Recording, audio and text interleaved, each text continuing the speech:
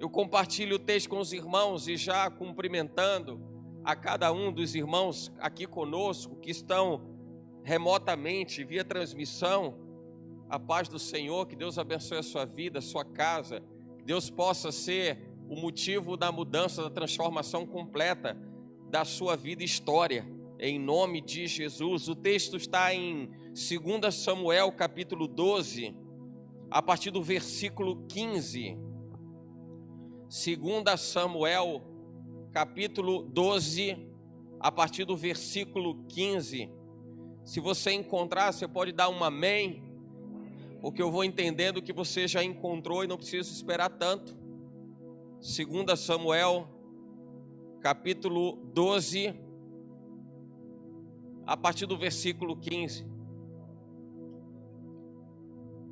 Amém, glória a Deus. Assim diz a palavra do nosso Deus, diz assim: então Natã foi para sua casa, e o Senhor feriu a criança que a mulher de Urias dera a Davi, e a criança adoeceu gravemente.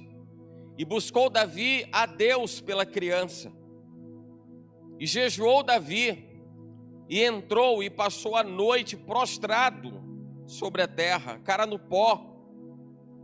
Então os anciãos da sua casa se levantaram e foram a ele para o levantar da terra. Porém ele não quis e não comeu pão com eles. E sucedeu que ao 7º dia morreu a criança. E temiam os servos de Davi dizer-lhe que a criança era morta, porque diziam: eis que sendo a criança ainda viva, lhe falávamos, porém não dava ouvidos à nossa voz. Como pois lhe diremos que a criança é morta? Porque mais mal lhe faria. Viu, porém, Davi que seus servos falavam baixo, e entendeu Davi que a criança era morta. Pelo que disse Davi a seus servos: é morta a criança? E eles disseram: é morta. Então Davi se levantou da terra, e se lavou e se ungiu, e mudou de vestes, e entrou na casa do Senhor, e adorou. Então veio à sua casa, e pediu pão, e lhe puseram pão, e comeu. Versículo 21, e disseram-lhe seus servos: que é isso que fizeste? Pela criança viva jejuaste e choraste, porém depois que morreu a criança, te levantaste e comestes pão. E disse ele: vivendo ainda a criança, jejuei e chorei, porque dizia: quem sabe se o Senhor se compadecerá de mim e viva a criança. Porém agora que é morta, por que jejuaria eu agora? Poderia eu fazê-la mais voltar? Eu irei a ela, porém ela não voltará para mim. Então consolou Davi a Batseba, sua mulher, e entrou a ela e se deitou com ela. E teve ela um filho, e chamou o seu nome Salomão. E o Senhor o amou. E o Senhor o amou. Amém? Você pode se assentar.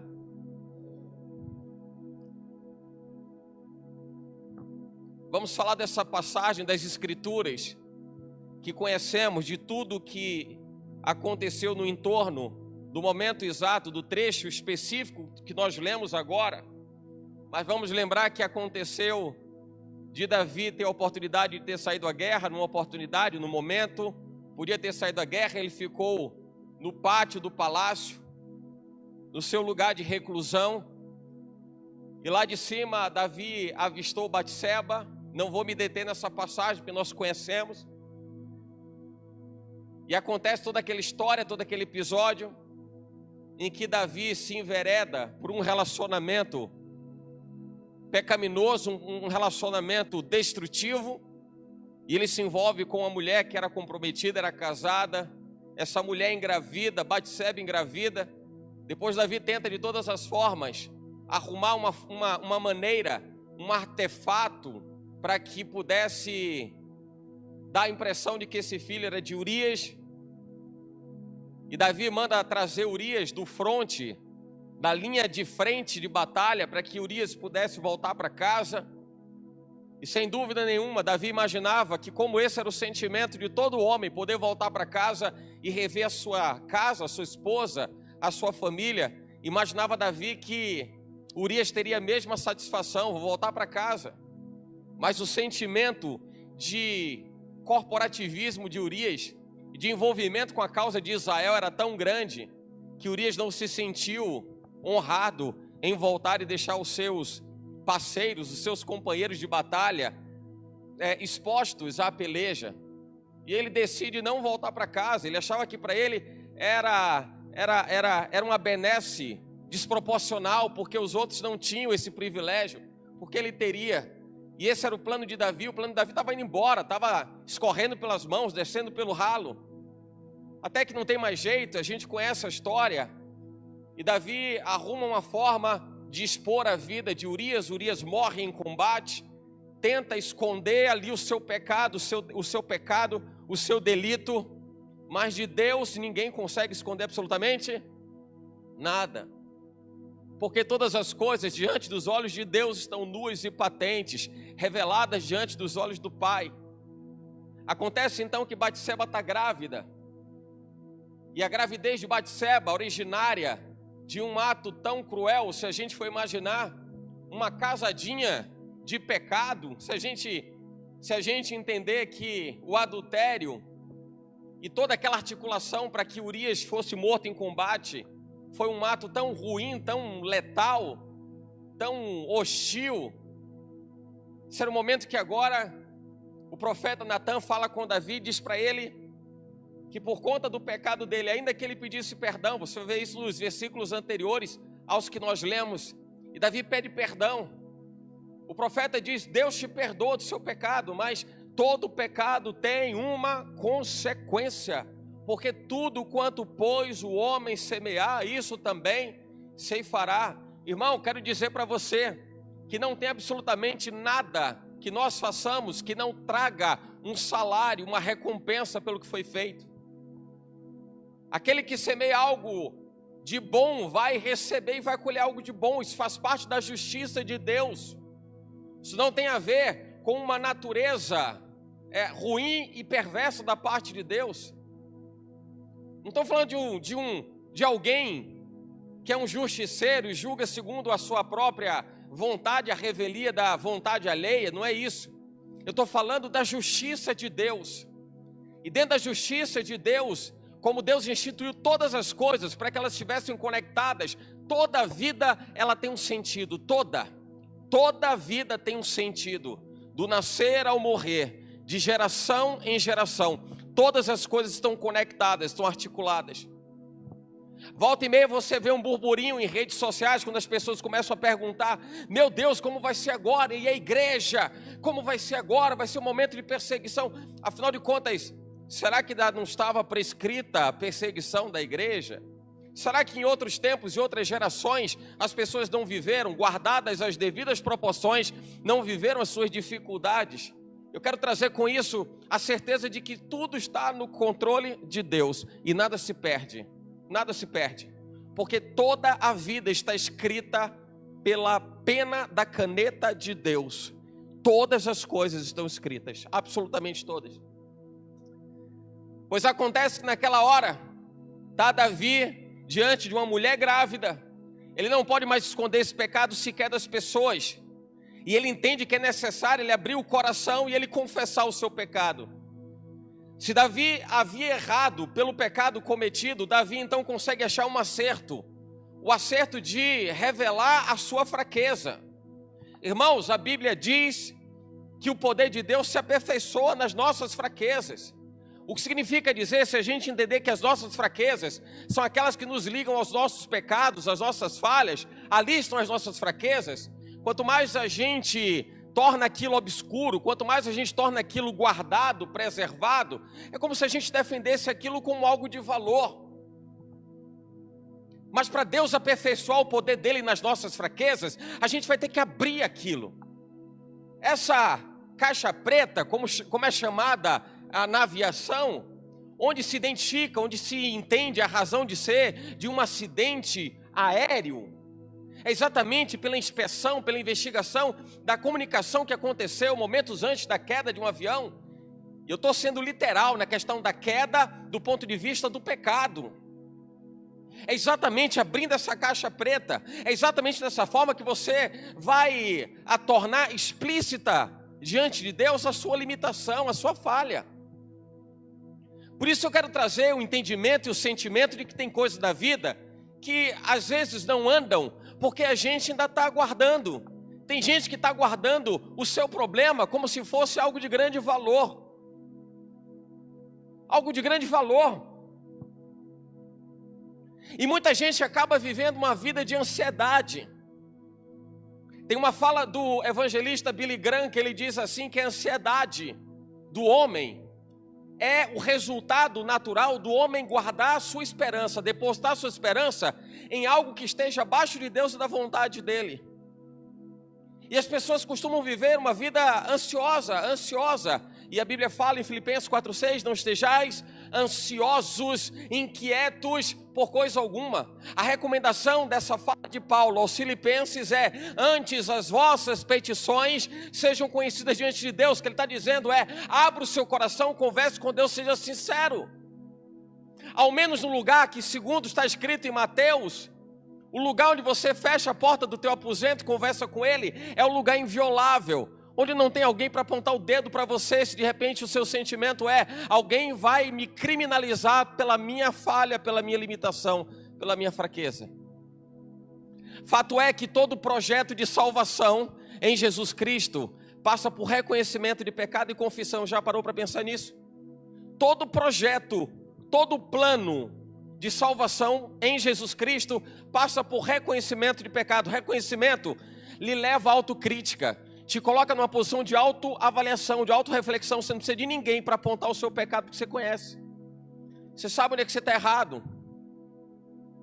Você já atingiu a maturidade tal, a gente não precisaria nem falar da questão de idade, né? Que é muito comum dentro da nossa legislação se entender que acima dos 18 anos, aquela pessoa, aquele indivíduo já tem maturidade para poder saber o que é certo e o que é errado. Não é com 18 anos. A criança já sabe quando é que está fazendo algo certo, quando está fazendo algo errado. A diferença é que a gente já atingiu a maturidade, a gente está numa maturidade tal que o nosso leque é mais amplo, nosso leque é mais aberto, é mais abrangente. Mas dentro do universo de uma criança, ela sabe o que é certo e o que é errado. Deus deu esse atributo, essa faculdade ao indivíduo para reconhecer onde é que estão os seus erros. Porque o homem sempre precisou reconhecer as suas fraquezas, as suas limitações, para recorrer à ajuda a alguém. Percebe isso? Não tem absolutamente ninguém que atravesse os anos de vida, sejam eles quais forem, que não precise de alguém para ajudar. O problema é que a gente normalmente não encontra essa ajuda quando olha para um lado, quando olha para o outro, e por isso que a Bíblia vai dizer: maldito é aquele que faz do homem seu sustento, sua força, sua garantia. É quando ele diz: maldito o homem que confia no homem, que faz dele o seu suporte, faz dele a razão da sua própria existência. E daí a Bíblia vai nos ensinar a buscarmos ao Senhor. Entrega o teu caminho ao Senhor, confia nele e tudo ele fará. Tudo ele fará. Será que você não consegue olhar para dentro de você e perceber o que de repente está igual? E a gente fala muito disso, especialmente no início de ano, como a gente está vivendo, porque parece que as coisas vão ficando da mesma forma, do mesmo jeito, e a gente vai acreditando numa verdade, e é uma verdade, que as coisas ficam iguais ao que era um tempo atrás, porque na verdade a gente nunca deixou de ser aquilo que a gente sempre foi. E a gente não pode ter aquilo que a gente nunca teve se a gente não consegue deixar de ser o que a gente sempre foi. Ou a gente muda, a coisa muda a forma como a música toca, ou a gente vai dançar conforme essa mesma música, ano após ano. Mas é hora de virar a chave. É hora da gente mudar esse negócio. É hora de mudar esse negócio. Essa é a diferença de quem avança. Essa é a diferença de quem consegue mudar a realidade de vida e quem apenas vive de falácia. E tem muita gente que acaba vivendo de falácia, irmão. Tem muita gente que acaba vivendo de falácia. Apenas reverbera o sentimento de alguém, mas nunca foi o seu próprio.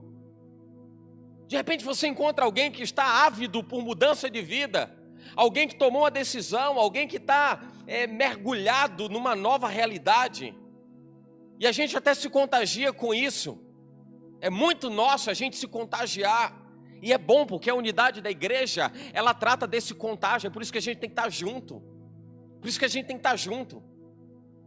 Um ao outro ajudou. Um ao outro ajudou. Não resolveu o seu problema. Um ao outro somente ajudou. Mas ao seu companheiro disse: esforça-se. Porque cada um vai ter que fazer a sua parte. Cada um vai ter que fazer o que deve ser feito. E a palavra de coragem, a palavra encorajadora de alguém que está vivendo uma realidade de mudança de vida, é para que possa provocar você e dizer: vamos embora que você pode, vamos embora que você consegue, vamos além, vamos em frente. A vida é assim, a vida é assim. Pois bem, a gente está falando de Davi. E Davi chega a um estágio, imagina quem era aquele Davi, outrora um adolescente cuidando das ovelhas do pasto do seu pai, que ele é apenas a sobra dos filhos de Jessé. Quando o profeta Samuel chega na casa e diz que vai ungir o novo rei, ele é apenas a sobra. Você entende o que é isso? Olha que aquilo parecia ser tão comum, aquilo parecia ser tão natural, que depois que o profeta Samuel olha para todos os filhos de Jessé e não tem o aval de Deus, o sinal de Deus, para poder ungir como rei, ele pergunta: não tem mais ninguém? Não tem mais ninguém? Acabaram os seus filhos? Eu vou dizer uma coisa, você que tem, na igreja a gente tem pessoas que têm um filho só, não tem filhos, eu tenho um filho só, mas tem gente que tem 2 filhos, quem sabe você tem 3 filhos, por alguma razão você pode até trazer à memória, por qualquer que seja o motivo, um dos filhos, mas você vai lembrar depois do segundo, do terceiro. Se você tem o 4, não tem problema, você vai lembrar. Mas na hora que o profeta está ali para ungir o novo rei de Israel e passa por todos os filhos de Jessé, Jessé apresenta os filhos como se dissesse: está aqui tudo o que eu tenho. Porque Davi era o filho da vergonha. Mas não tem problema não, no lugar da vergonha, Deus dá dupla honra. Era aquele Davi, o Davi da vergonha, agora é o Davi da honra onde ele havia chegado. Porque era o Davi que tinha derrubado o gigante, era o Davi que constituía agora um exército, um reino.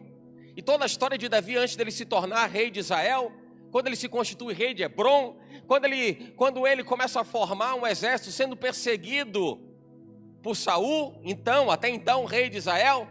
E a Bíblia fala daqueles homens, aqueles 400 homens, que eram os homens da pior espécie que se podia imaginar. Quem estava disponível para poder se juntar a Davi? Os piores homens que se podia imaginar, de caráter refutável, todos eles. Ninguém de caráter idôneo, era o que tinha. E eu vejo a mão de Deus na vida de Davi, e dando destreza para Davi pegar um monte de lixo humano e transformar aquele lixo humano num exército de valor. Pegando um monte de gente que não valia o chão que pisava. E Davi pega aqueles homens e começa a formar daqueles homens um exército. Agora ele tem um exército. O exército só de Hebrom. Depois um exército que vai crescendo, que vai crescendo. Deus foi dando estratégias para Davi a ponto dele se juntar aos filisteus. E estrategicamente se juntar ou se aliar supostamente ao inimigo de Israel. Mas não seria Davi o traidor. Tudo isso Deus foi incrementando na vida de Davi. Porque Deus tinha um propósito, irmão. Porque alguma coisa Deus tinha para fazer. Olha para a sua vida. Olha quem é você, você chegou até aqui. que Deus te proporcionou até aqui? O que você já viveu? Que experiências você já viveu? Boas ou ruins, indesejáveis? O que você já superou? Quantas pessoas te traíram? Quantas pessoas te deram as costas quando você precisava? Quantas pessoas lhe trouxeram uma palavra de desânimo quando você esperava uma mão estendida? Quantas vezes essa mão estendida era para te puxar para cima, mas você encontrou uma que te empurrava para baixo? A gente olha para a vida de Davi e vê exatamente dessa forma. Exatamente dessa forma. Até que Davi perde a referência de quem ele era.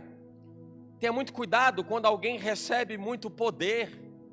Quer provar um homem, dê a ele dinheiro, dê a ele poder. Você vai provar a natureza, o caráter daquela pessoa.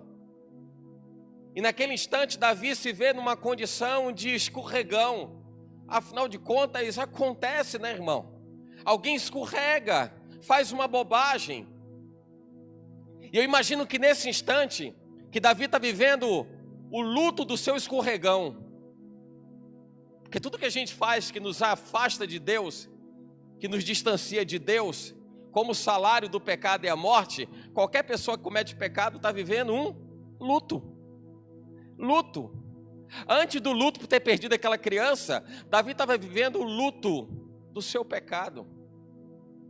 E no nosso luto de pecado, a gente fica recluso, a gente acha que a gente não vale nada, a gente acha que acabou, a gente não se vê exemplo para ninguém, a gente acha que a gente não é expectativa de transformação de vida para absolutamente ninguém.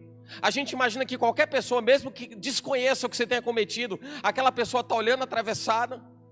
A gente vai para a igreja, ouve a ministração e a gente imagina que é uma palavra endereçada. Ah, está falando de mim. É porque esse é o nosso momento de luto. No nosso momento de luto a gente está sensível. No nosso luto a gente está triste. No nosso luto a gente está sensível. No nosso luto a gente está vulnerável. Davi estava vivendo um luto antes de perder aquela criança. E a única coisa que ele vê, a única coisa que ele se apega, ele diz: agora eu sei que de tudo que eu vivi, imagina Davi depois de ter pecado como ele pecou.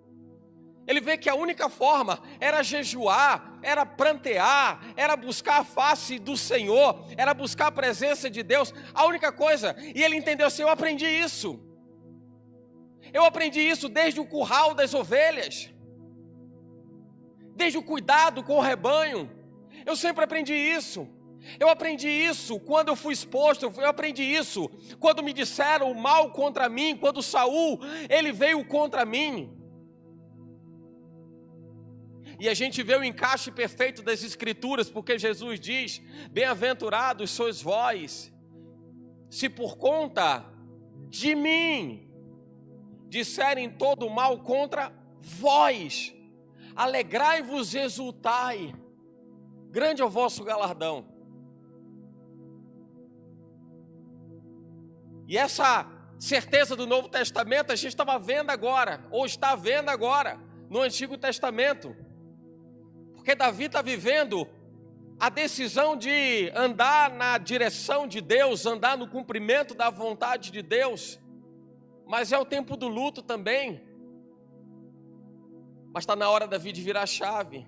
Davi, olha, Davi, você tem uma descendência, Davi. Davi, você tem uma descendência a cumprir.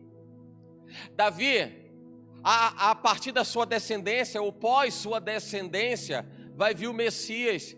Davi, você não pode ficar recanteado nessa angústia, nem carregar esse piano para o resto da vida. Vira a chave, Davi.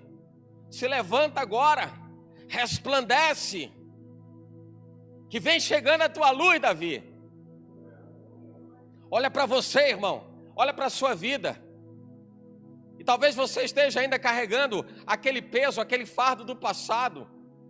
Por isso o apóstolo Paulo diz assim: uma coisa eu faço, eu não julgo que eu já tenha alcançado. E eu vejo a sinceridade de Paulo, quando ele fala disso, ele não fala para ensinar ninguém, ele não fala para querer dar lição de moral em ninguém. Ele diz: olha, eu quero te aconselhar a fazer uma coisa, que eu não sei se eu consigo ainda. Eu não sei se eu consigo ainda. Não julgo que eu já haja alcançado, mas deixando as coisas que para trás ficam. Ele está dizendo: não se apega ao que passou. É uma zona onde você não tem mais ingerência, você não consegue mais mexer, você não consegue mais trabalhar naquilo que passou. você não manuseia mais o que passou. Tem uma música popular que diz que o que passou, passou, não importa, ficou do outro lado da porta. E é exatamente assim. Está na hora, Davi, de você levantar. Você não pode ficar preso às coisas que já passaram. Não dá para você ficar paralisado pelas coisas que você não consegue mais mudar, pelas coisas que você não consegue mais modificar, você não consegue mais transformar. Não consegue. Mas agora, Davi, é um tempo novo. Agora você tem que levantar. Agora você tem que se reerguer. Agora você tem que se posicionar. O tempo que Davi pôde jejuar, ele jejuou. O tempo que ele pôde prantear, ele pranteou. O tempo que ele pôde buscar, ele buscou. O texto que nós lemos fala da cara no pó. Davi completamente entregue e completamente dependente de Deus, vivendo o seu luto, a sua angústia, a sua dor. Mas no versículo 20 a Bíblia diz: então Davi se levantou da terra. Logo que ele toma conhecimento, e que foram os anciãos avisar a ele que a criança já tinha morrido. Afinal de contas, Davi tinha sensibilidade para entender. Estava vivendo luto, a dor, o sofrimento, a angústia. Mas ele percebia quando os anciãos iam lá: bora Davi, embora, você tem que se alimentar. Não, eu estou dedicado, eu estou consagrando. Aí vai no outro dia: embora Davi, não, eu estou aqui, segundo dia, terceiro dia, vamos embora Davi, 3 dias sem comer, não, eu estou firme, eu estou pronto. 4º dia, 5º dia, quando chega no 7º dia que a criança morre, os anciãos já nem chegam perto. Você acha que alguém que foi provocado a levantar no 1º, no 2º, no 3º, no 7º dia, vê que ninguém fala com ele, não está dando recado, não está passando a informação? Ele percebe o burburinho, mas ele percebe a distância das pessoas que estavam o tempo todo querendo animá-lo. E ele pergunta: e a criança? A criança está morta? E dizem para ele: a criança já morreu. Ele se levanta, é o versículo 20, ele se levanta, se limpa, e ele vai se alimentar. As pessoas começam a perguntar: mas por que razão? O que acontece com ele? Por que ele está fazendo isso? Porque alguns dias atrás ele estava prostrado, ele estava vivendo esse peso, essa dor, essa angústia. Talvez agora fosse o momento pior, porque afinal de contas a criança morreu.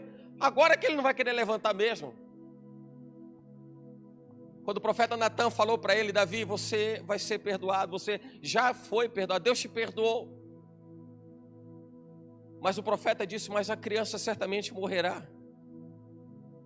Davi não estava desavisado.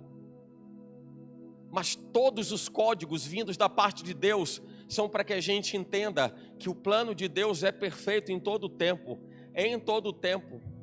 Plano de Deus, projeto de Deus é perfeito. John Wesley diz que Deus não nos tira absolutamente nada que Ele não substitua por algo melhor. E Davi precisava virar a chave. Davi precisava virar a chave. Assumir a responsabilidade onde eu errei, onde eu falhei. Mas aquilo ficou no passado. E se aquilo está no passado, ou eu vivo aprisionado nesse passado, e vivo a dor e a angústia desse passado, ressuscitando todos os dias, ou agora eu mudo a história. Isso é para você, irmão. Deus espera que você mude a história que Ele colocou em suas mãos. Deus entregou a você uma história linda, uma história diferente, uma história modificada, que está nas suas mãos, você virar essa chave. Sabe o que é você fazer o que Deus espera que você faça? Porque talvez você esteja esperando que Deus faça acontecer. Ele vai fazer acontecer. Eu não quero entrar aqui nos detalhes de quantas passagens bíblicas ministramos a respeito do Deus espera que você faça, porque Ele está fazendo a parte dele. Eu sempre ouvi isso desde a minha infância, da minha saudosa avózinha católica, que ela dizia: meu filho, faça da sua parte, porque da parte de Deus Ele vai te ajudar. E a gente vai lembrar da ressurreição de Lázaro. A gente vai lembrar que tiraram a pedra. A gente vai lembrar que o milagre da mulher do fluxo de sangue foi curada porque ela fez um esforço e chegou até ele, e o milagre foi dele, porque dele saiu virtude. A gente vai lembrar da cura dos 10 leprosos, que vão até o sacerdote por recomendação do próprio Jesus, do pós-milagre, se apresentem ao sacerdote, e eles vão até o sacerdote, mas somente um volta para agradecer. Tudo isso diz respeito àquilo que a gente pode fazer e como essas coisas podem mudar o nosso status de vida. Está na sua mão, está na sua mão. E eu vou dizer mais, isso não é somente para adulto, para pessoas mais maduras, isso está na mão da criança. A criança tem capacidade dentro daquilo, dentro do seu universo de aprendizados, ela tem a capacidade de discernir. Ela sabe o que é certo e o que é errado. Ela sabe, ela aprende desde o berço que Papai do Céu está ali abençoando e Papai do Céu está guardando. Ela entende. A criança, adolescente, jovem, adulto, Deus escalona o volume de aprendizados e dá conforme ao volume de aprendizados, Deus vai dando sabedoria. A partir de conhecimento, Deus vai dando sabedoria, vai dando sabedoria, vai dando sabedoria. Está na sua mão. Deus entregou para você uma chave, você vira ela ou não, aí depende de você. E o motivo, a razão de muita gente ainda estar vivendo na mesma realidade que já não gostaria mais de estar vivendo, é porque ainda está preso ao passado. E tem uma chave de mudança de tempo que está na sua mão. Tem gente que ressuscita o problema.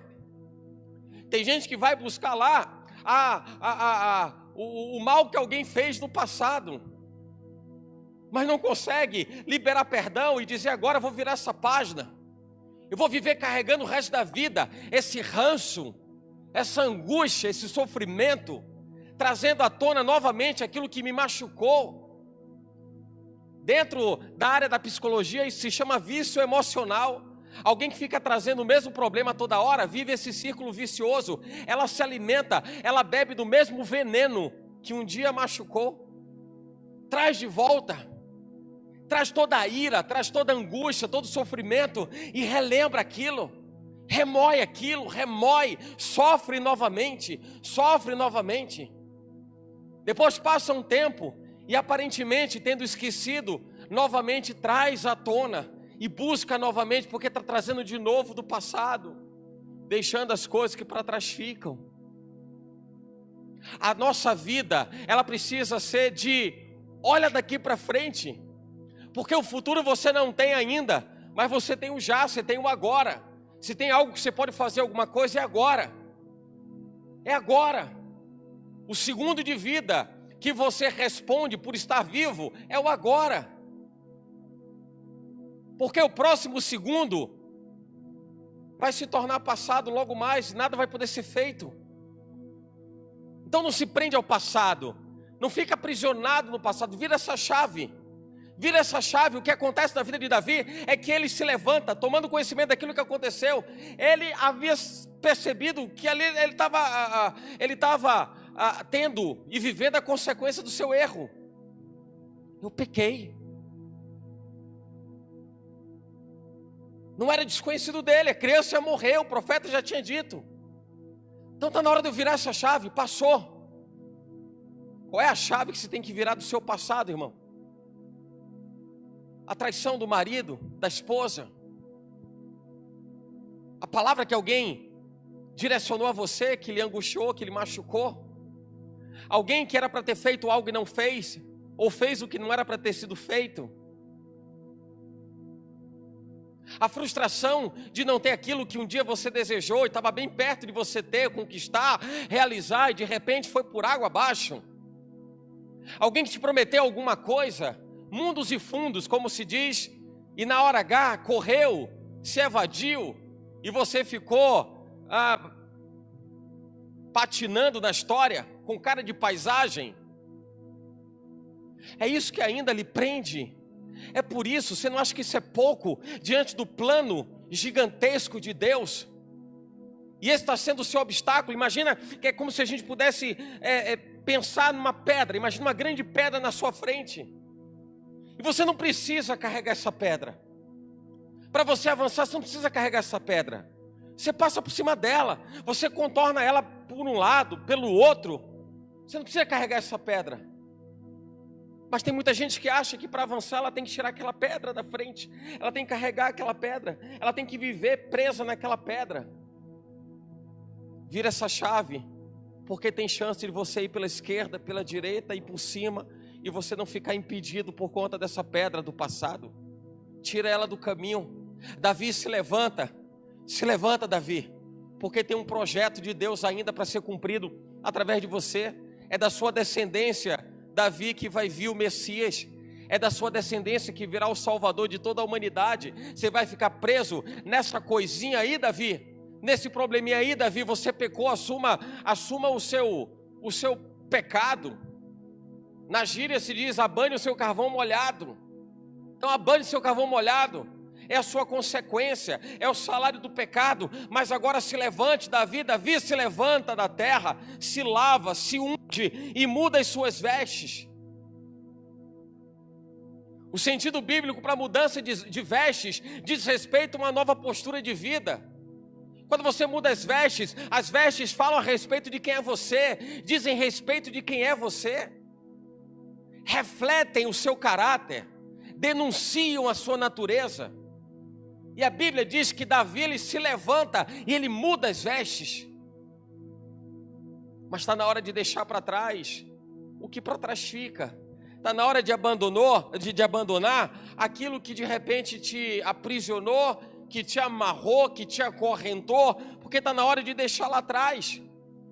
Não deixa que aquilo que passou influencie no seu já, no seu agora. O agora é novidade de vida. O agora é evangelho, evangelion, boas novas. Curioso, eu lembrei agora quando a gente falava de Natal, há pouco tempo atrás, a gente falava do Natal, a gente lembrava daquele mistério, quando os anjos param diante de pastores no deserto, que estão cuidando das ovelhas à noite, na madrugada, e os pastores se assustam, porque afinal de contas, aquele resplendor, aquele brilho, assusta aquelas pessoas, né, tão humildes, estavam ali cuidando do rebanho. E os anjos dizem assim, olha, não fiquem desesperados não, fica tranquilo, eu venho trazer boas novas, tem algo novo para contar agora. Tem algo novo para contar agora. Novidade. Deus estava trazendo novidade de vida para aqueles pastores. Deus está trazendo novidade de vida para você, irmão. Para você, irmã, novidade de vida para você. Aí você vai começar a enxergar que o seu dia seguinte não vai ser igual ao mesmo, a não ser que você queira. Não dá para ficar imaginando assim, meu Deus do céu, lá vem a segunda-feira, ai meu Deus, de novo aquela terça-feira, ah Pai do céu, a quarta-feira, meu Deus do céu, já estou imaginando como, não, já estou imaginando como vai ser. Nesse sentido, não estou imaginando dessa forma. Eu sei que Deus vai me preparar a melhor segunda-feira Deus preparou para a minha vida, a melhor terça, a melhor semana, o melhor ano. Sabe o que você está fazendo com isso? Ao invés de você ficar carregando a pedra, você está dizendo, pedra, já era para você, não quero mais, eu estou virando essa chave, Davi, levanta, vira a chave, Davi, vira a chave, levanta, Davi se levanta, troca as vestes, Davi se posiciona, que maravilha, aquilo que Davi viveu, a partir do momento do seu reconhecimento, do reconhecimento do pecado dele, da sua falha, da sua fraqueza, da sua limitação, e ele se posiciona com relação a isso. E agora a Bíblia diz no texto que Davi, ele entra na presença de Deus. Olha só, entrou na casa do Senhor, versículo 20, entrou na casa do Senhor e o adorou. Ele entra na casa do Senhor para adorar. Eu vejo Davi, ele tendo uma atitude de reconhecimento do seu erro, o seu pecado, sua limitação, mas ele percebe assim, poxa, tudo isso que eu estou vivendo é uma colheita do que eu semeei. Fala para quem está perto de você, diz assim, cuidado com o que você planta. Ele reconhece, quando ele reconhece, eu creio que certamente o coração dele, o coração dele pulsou de uma forma diferente, dizendo: Davi, você precisa mudar, filho. Tem que mudar o negócio aí. Esse negócio do seu relacionamento com Deus talvez tenha te deixado tão acomodado que você achou que estava tudo certo. É mais ou menos parecido com alguém que vai para a igreja quando quer, quando não quer não vai. Vai para a obra quando não quer não vai. Faz alguma coisa de qualquer jeito. Vamos fazer alguma coisa, vamos fazer. Está fazendo, né? Se está fazendo, afinal de contas, é melhor estar fazendo do que não fazer. Tudo que lhe vier às mãos para fazer, faz-o. Faz-o.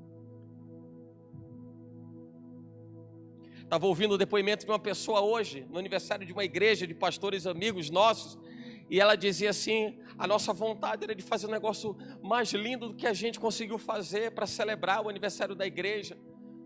Poxa, ela começou a falar chorando. Ela dizendo: a gente queria fazer melhor, mas era tudo que a gente conseguia fazer. A gente juntou todos os esforços possíveis, mas só deu para a gente fazer até aqui. E é o senso que precisa reinar no nosso coração. Até onde eu estou fazendo por fazer? Até onde eu estou fazendo somente porque virou rotina? Porque o meu trabalho é mecânico? Porque agora eu faço porque os outros fazem? Ou eu não faço porque não quero mais fazer? Ou então a gente está fazendo porque é para Ele. É o meu melhor. É o meu melhor. Quem de repente questionado aqui a respeito de querer viver o melhor de Deus, não levantaria sua mão para dizer: eu quero viver o melhor que Deus tem de melhor nessa vida, eu quero. Aí é glória a Deus para todo lado, aleluia para todo lado. E alguém que seja questionado do quanto pode dar o seu melhor para Deus, e a gente vai loteando o nosso esforço.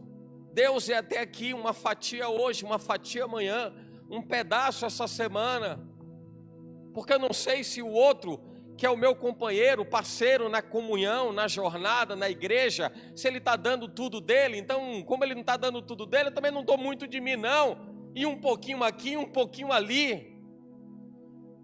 Mas a gente entra na presença de Deus para dizer: Pai, faz o melhor, faz o melhor, faz o melhor, faz o melhor, faz o melhor.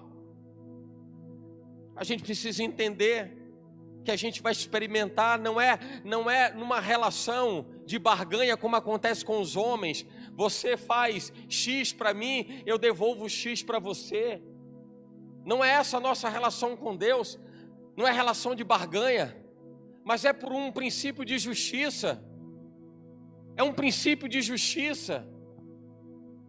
Você faz para Deus, é natural, isso é mistério de Deus. Você começa a desfrutar de coisas extraordinárias, porque você não tem reservas nessa relação, você não tem limite nessa relação, não tem, você está envolvido, você está imerso. Eu lembro muito daquela passagem, da experiência do profeta Ezequiel, as águas que batiam ali no tornozelo e vão subindo. As águas batem nos artelhos e vão subindo, até o momento que ele não tem mais controle dele. Perceba que essa é a percepção que a gente tem de onde está o nosso controle e onde a gente não tem mais controle. Você vai para a beira da praia e você coloca ali os pezinhos, a água cobre até o tornozelo. Você tem domínio da situação, você vai para onde você quiser. Aí você avança um pouco mais em profundidade, as águas estão batendo no joelho. Aí você ainda tem controle, ainda bate no joelho. Está subindo, vem até a cintura, você já começa a perceber que já fica um pouco mais difícil. Mas quando você percebe que a água está batendo no pescoço, que você está na ponta do pé, agora é a onda que mexe você e joga para um lado e joga para o outro. O Senhor te convida para que você mergulhe nas águas vivas do Espírito. O Senhor te convida para que você viva dependente dEle, para que você esteja imerso nele. Não ande no raso, porque no raso você vai querer adequar o evangelho a você. Esse é o grande problema das pessoas no nosso tempo. As pessoas querem customizar o evangelho. As pessoas querem organizar o evangelho segundo a sua vontade. E tem evangelho, falava disso nessa semana. Tem evangelho para tudo. Porque as pessoas estão customizando o evangelho. Então, se alguém é adepto de uma visão essa pessoa vai adequar o evangelho para a vontade dela, para sustentar a sua tese e convicção de que ela tem razão naquilo. Como é que a gente lida com isso?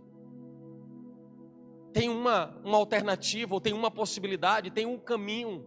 Não é um caminho, é o caminho. É relacionar essas pessoas com Jesus. Vai ler a Bíblia. Lê a Bíblia. Lê a Bíblia, se relacione com Deus. Se relacione com Deus. Tem muita gente que refuta a fala dos homens, porque acha que é a direção própria e particular de cada um. Não, você é a sua doutrina, é a sua maneira de ver. Não, não é a minha maneira de ver, é a Bíblia. É a Bíblia. Isso diz respeito a relacionamento. É o que Davi está vivendo agora. Ele se levanta, não dá mais para sustentar aquela realidade. Estou vivendo o salário do meu pecado, o luto da minha fraude, da minha falha.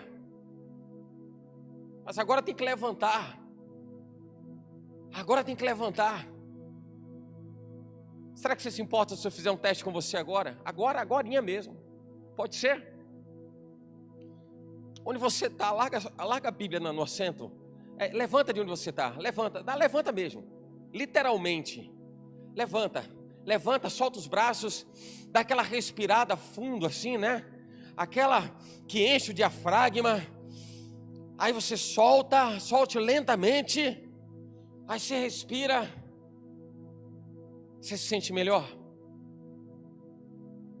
Você se sente melhor? Você percebe que você tem a liberdade para usar as suas pernas, seus braços? Antes você estava sentado, talvez você estivesse ali ou acomodado ou meio que preso. E vai dando dormência em tudo, né? Vai ficando dormente ali, né? Está formigando. Aí a gente levanta, a gente começa a perceber o nosso corpo. Sou eu. Deus me deu a capacidade de fazer acontecer. Deus me deu atributos para que eu possa realizar. Olha para dentro de você agora. Olha para dentro de você. Faz uma retrospectiva de quando você nasceu, se possível for, até agora. Lembra quem foi você, pelo que você passou, os momentos mais difíceis, mais dramáticos, mais complexos. E comece a se ver agora alguém que Deus deu tanta capacidade. Tanta capacidade. E você vem descobrindo isso dia após dia, mediante relacionamento. Davi estava fazendo isso. Entrou na presença de Deus para adorar. Agora não é hora de murmurar, não é hora de reclamar, porque a criança morreu. Ah, Deus, porque o Senhor fez isso, podia ter feito de outra forma. Tirou a vida de um inocente, porque alguém certamente diria, mas Deus tirou a vida de um inocente. Aquela criança não tinha nada a ver com isso. Não é hora para isso. É hora de relacionamento. E Davi entra na presença de Deus e se relaciona com Deus. Entra na presença de Deus e vai orar, e vai orar, e vai orar, e vai orar. Relacionamento, profundidade. É tempo de relacionamento com Deus. As chaves da nossa vida só vão ser viradas se a gente entender que Ele tem controle sobre tudo, é dele. É dele, aquele projeto que não andou ainda, a empresa que não andou, o casamento que não aconteceu, o relacionamento que não andou, que não fluiu, a viagem, seja lá o que for. Quantas vezes você assumiu o controle daquilo e disse, eu vou fazer, eu vou fazer, eu vou fazer. Quando a gente começa a se encher do eu para cá, eu para lá, a gente perde a referência de quem é o dono de todas as coisas, quem é o Senhor de todas as coisas. Pode se assentar só por mais uns instantes. Acho que já houve tempo suficiente de você perceber o quanto Deus te deu atributos e a capacidade de você fazer acontecer. Mas mergulha na presença, se envolve com Ele. A Bíblia fala no verso 24, mesmo com aquela dor, mesmo com aquele sofrimento e aquela angústia, versículo 24, então consolou Davi a Batseba, sua mulher. Sabe o que eu percebo nisso? Davi só tem condição de dar suporte a Batseba quando ele entende que a vida dele precisava de uma chave virada. Na nossa vida é assim. Tem muita gente que não consegue sequer suportar a si mesmo, o que dirá para o outro. Ninguém pode dar aquilo que não tem. Ninguém pode dar aquilo que não tem. A gente está precisando se resolver. A gente precisa se resolver. Estava falando de aviação. Eu lembrei de outra coisa, porque eu sempre lembro dessas coisas. E na aviação, a instrução de segurança de voo é assim, né? Se alguma coisa acontecer no voo, as máscaras vão cair. Aí a instrução é: você adulto, pega a máscara e coloca primeiro em quem? Coloque em você. Mesmo que esteja uma criança do lado, mesmo que tenha um idoso, alguém com uma dificuldade, alguma limitação, você vai pegar e vai botar em você. O que você vai botar em você?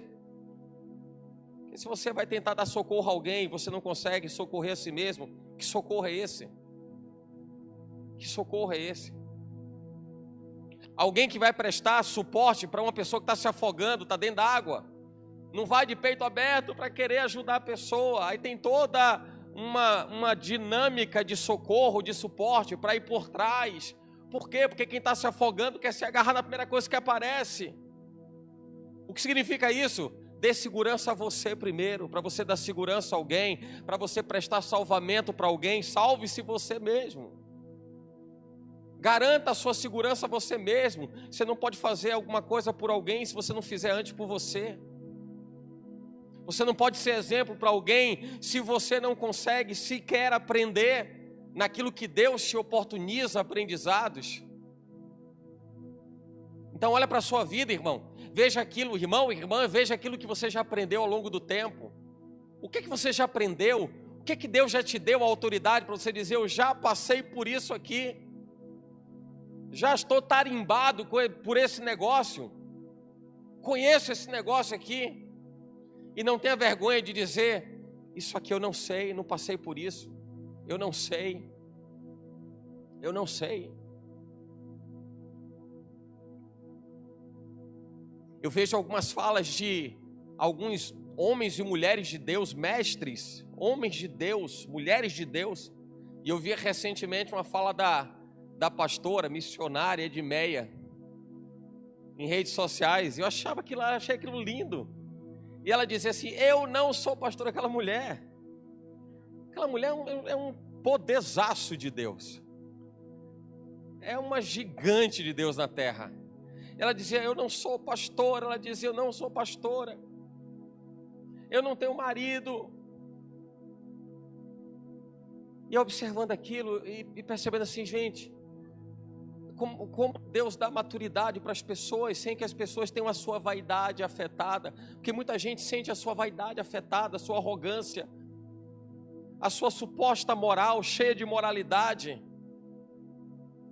Vai tentando sustentar uma vida que na verdade é um telhado de vidro. Primeira pedrinha que cai arrebenta tudo. Mas ela dizia com convicção e sem nenhuma arrogância, sem nenhuma vaidade, dizia: eu não sou pastora. Eu não tenho marido, porque o marido é a cobertura da esposa. Cristo é a cobertura do homem e Deus é a cobertura de Cristo. E eu entendo que é assim que Deus vai nos dando conhecimento, aprendizados. O reino, ele vai crescendo, ele vai se expandindo, ele vai florescendo. Num tempo que as pessoas estão olhando para dentro delas e querem sustentar as suas vaidades. Eu gosto de falar desse assunto, irmão, porque eu entendo que se você se presta a servir a Deus, esteja pronto para servir. Sirva como você puder. Dê o seu melhor para Ele. Não é o seu melhor dentro de um contexto, de um entendimento que está fundamentado, pautado, que está sustentado por princípios humanos. Não estou dizendo isso. Dê o seu melhor. E o seu melhor pode ser numa mensagem, numa palavra, mas o seu melhor pode ser atravessando alguém na rua, ali na esquina. O seu melhor pode ser ajudando a desentupir o ralo do banheiro. Mas faça alguma coisa. Entenda que Deus, Ele te municia, Ele te equipa, Ele te prepara para você estar pronto para servir. Você não está pronto para escolher, você está pronto para servir. Não é para a gente fazer escolhas. Davi percebe que agora, para ele poder consolar Batseba, ele agora está pronto. Ele pode chegar diante de Batseba e dizer assim: a gente errou, a gente fez besteira, nós falhamos, mas está na hora de ir para cima, de ir para frente, vamos avançar, vamos virar essa chave, senão a gente vai carregar esse luto para o resto da vida. A vida para, tudo acaba, a vida acaba. E ele consola Batseba, e diz a Bíblia que depois daquele tempo, ele está pronto para avançar, ele está pronto para ir em frente. A chave foi virada. E eu falo para pessoas que têm chaves para virar. Você tem chave para virar. Porque você é uma potência de Deus na terra. Você tem chaves para virar.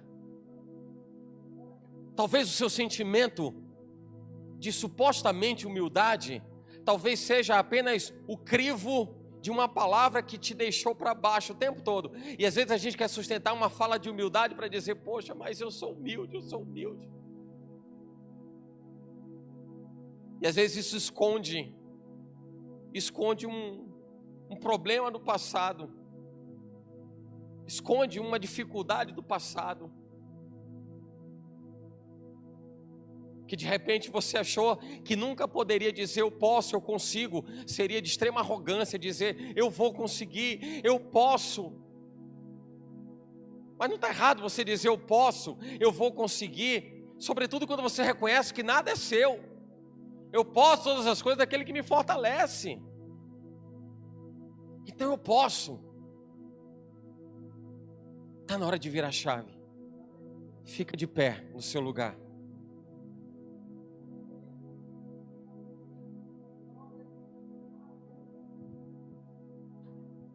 Está na hora de virar a chave.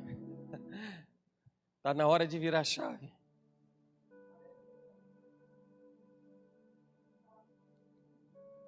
Entende isso?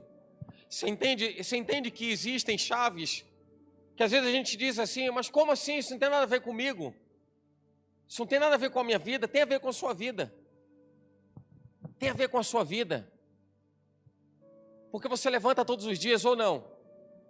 Você respira todos os dias, né, ou não? Se alimenta todos os dias, tem que trabalhar, não tem que trabalhar?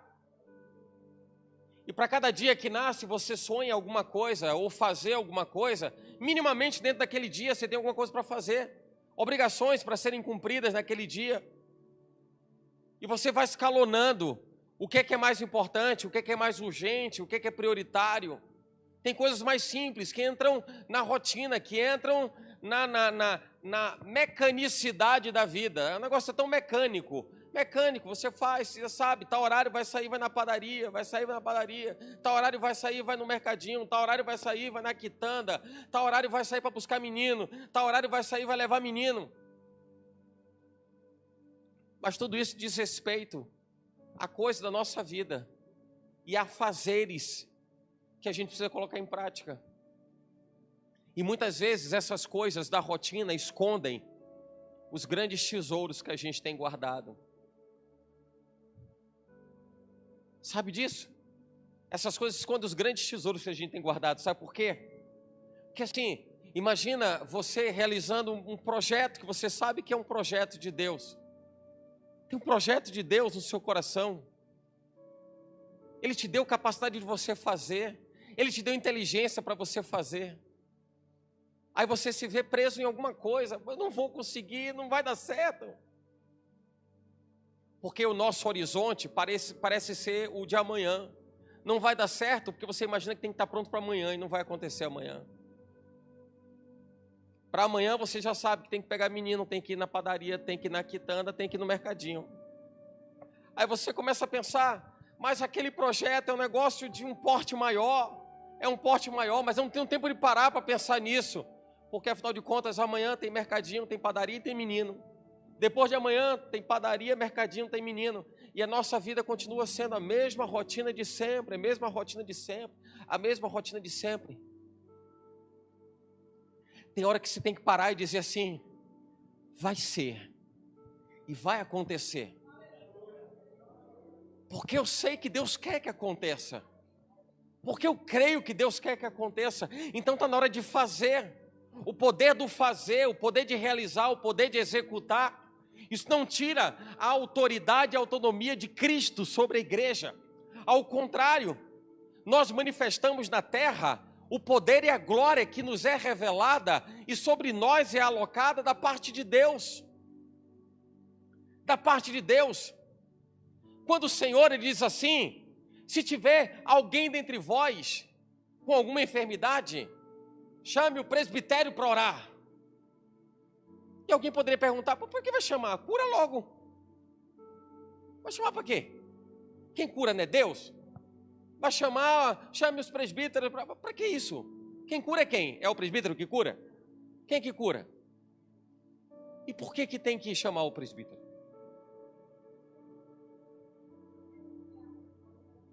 Pedro, João e Tiago sobem com Jesus, vão para o Monte da Transfiguração. Acontece aquele milagre. Quando eles descem, imagina Jesus só olhando. E eles descem demoniados. Sai, capetão. Eu fico imaginando os demoniados tudo dando risada na cara dele. KKKKK. A vergonha de Pedro, João e Tiago.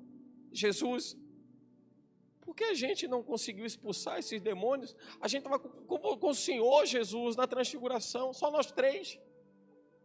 No ano de 2024, dia 14 de janeiro, numa igreja lá na Bahia, em Salvador, Comunidade Profética Árvore da Vida, vão se lembrar desse episódio e vão saber que só nós três vimos isso.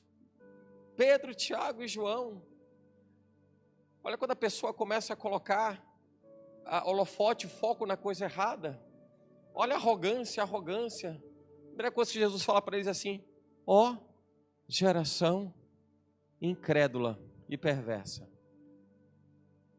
até quando estarei eu convosco? Jesus está dizendo: vocês não estão percebendo que eu estou preparando vocês? Vocês estão percebendo que eu estou preparando vocês? O apóstolo Paulo, quando fala para a igreja de Corinto e diz assim: eu não podia falar vocês como espirituais, porque vocês eram carnais. E a gente precisa entender que a maturidade nos leva a experimentar momentos de vida em que a gente vai ter que mudar a chave, senão seremos como meninos inconstantes o tempo todo. Meninos inconstantes. Tem coisa na nossa vida que a gente, querendo ou não, a chave vira. A menina, quando atinge uma idade que ela agora tem a regra das mulheres, não adianta ela dizer: mas eu era criança, eu quero voltar, eu sou criança. Não tenho, você está virando uma mulher. Mas eu quero voltar. A chave virou. E você não tem poder sobre isso. Cabelinho branco vai saindo? Não, cabelinho branco não. Não, cabelo branco não. Chega a idade. Percebe isso? A vida nos ensina a respeito de chaves que são viradas. Me lembro de uma certa idade que eu tinha, bem jovem, e meu horizonte de vida era assim, gigantesco. Meu Deus do céu, tem muito tempo para viver. Eu com 18 anos, 20 anos, muita coisa para viver ainda, hein? Que beleza. Aí a gente vai vivendo assim. Aí chega nos 30, e poxa, já não é nos 20, já se passaram 10. Aí chega nos 40, poxa, já não é mais nos 30. E os irmãos estão me olhando, achando que eu vou avançar nisso aqui, eu vou parar essa conversa.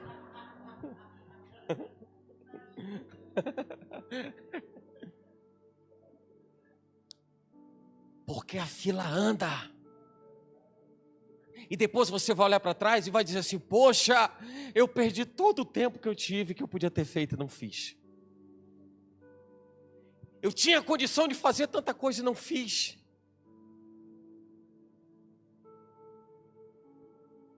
Aí você vai procurar A, B ou C para dizer: eu não fiz por causa de... Não, eu não fiz porque eu não fiz. Eu não fiz porque eu não fiz. Então, se você tem alguma coisa para fazer, faça agora. Faça agora. Faça agora. Se Deus testificou, se tem um aval de Deus, se tem o carimbo de Deus, se tem a vontade de Deus, tem a maturidade para discernir o que é de Deus e o que é apenas o afã do indivíduo. Eu quero fazer, deu na telha. Deu na telha. Às vezes a gente tem os nossos brinquedos de momento, não é assim? A gente se apaixona por alguma coisa, fica com aquilo, depois enjoa daquilo e passa para outra coisa. Aí enjoa e passa para outra coisa. Eu estou falando de algo que Deus colocou em suas mãos para você fazer, então faça. Mas parece difícil, não é difícil. A principal barreira que precisa ser vencida é essa que está aqui. O seu adversário está aqui dentro. O seu adversário é você mesmo. Ah, mas o diabo, Jesus resolveu o problema do diabo. O problema não é o diabo. O problema do diabo foi resolvido. Ah, mas é o pecado, o problema do pecado foi resolvido. Está na hora de você vencer o adversário que está aqui dentro. Eu não sei, eu não consigo, eu não posso. Vai, faz. Vai, faz. E vai dar certo. Vai dar certo. Você pode tomar um tombo aqui, um tombo ali. Você pode se ver meio desorientado. Mas você vai vendo que assim é como acontece com a criança. A criança ela não tem firmeza para ficar de pé. Depois ela está engateando. Depois ela começa a levantar. E quando ela levanta e cai. Ela levanta e começa a pender para um lado, pender para o outro. Perde equilíbrio e cai. Mas chega uma hora que ela entende qual é o ponto de equilíbrio adequado para que ela comece a dar os primeiros passos. E daí a pouco não é mais uma coisa inconstante, ela já começa a andar. E depois de começar a andar, ela começa a correr. A vida da gente é assim. A vida da gente é assim. Então, se Deus chamou você para você empreender, empreenda. Mas estão dizendo, mas estão falando, empreenda. Procure, investigue como funciona, como acontece, faça contatos, amplie o seu network, avance, conheça pessoas, tudo na direção de Deus. Faça o que Deus quer que você faça.